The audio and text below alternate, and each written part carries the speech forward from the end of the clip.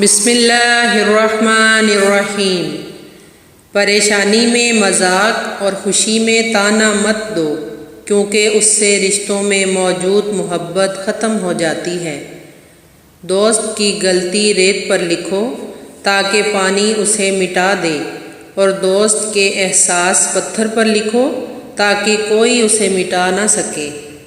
معافی مانگنا یہ ظاہر نہیں کرتا کہ آپ غلط اور دوسرا صحیح ہے، بلکہ یہ ظاہر کرتا ہے کہ آپ کے رشتے کی اہمیت آپ کی انا سے بڑھ کر ہے۔ یہ دنیا بھی کتنی عجیب ہے، ایماندار کو بے وقوف، بے ایمان کو عقل مند اور بے حیا کو خوبصورت کہتی ہے۔ دوستی اور محبت ان سے کرو جو نبھانا جانتے ہوں، نفرت ان سے کرو جو بھلانا جانتے ہوں، اور غصہ ان سے کرو جو مٹانا جانتے ہوں۔ جو حق سے منہ موڑتا ہے تباہ ہو جاتا ہے۔ پریشانیاں حالات سے نہیں، خیالات سے پیدا ہوتی ہیں۔ جھوٹ بول کر جیتنے سے اچھا ہے تم سچ بول کر ہار جاؤ۔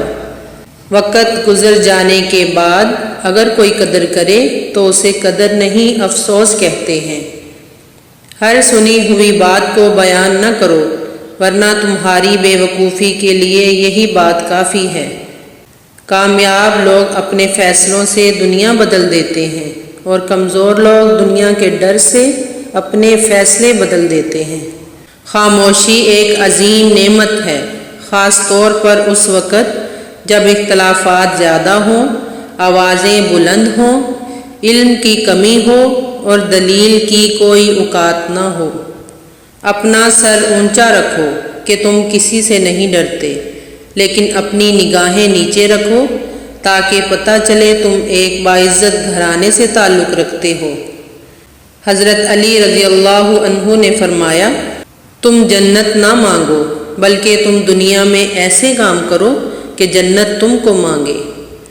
دوست کا امتحان مصیبت میں ہوتا ہے، بیوی کا امتحان غربت میں، مومن کا امتحان غصے میں، آنکھ کا امتحان بازار میں، زبان کا امتحان محفل میں، دل کا امتحان محبت میں، ہاتھ کا امتحان کھانا کھانے میں، اور انسان کا امتحان قبر میں ہوتا ہے۔